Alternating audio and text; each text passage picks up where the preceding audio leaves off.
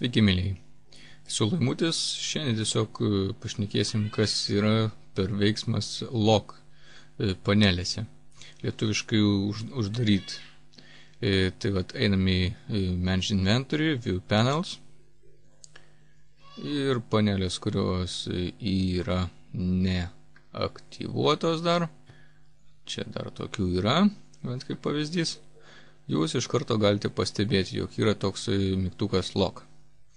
Jo dėka jūs paspaudę jį, tiesiog padarysite paslaugą savo sponsoriui, nes jį paspaudus iš karto srautas, kuris būtų siunčiamas pasibaigus panelėm sudirbus, tas srautas bus persiųstas prieš darbą. Srautas ir allowances apribojimas. Tai vat, tačiau šitą mygtuką paspaudusi, jūs negalėsite šitos panelės jau kam nors persiųsti.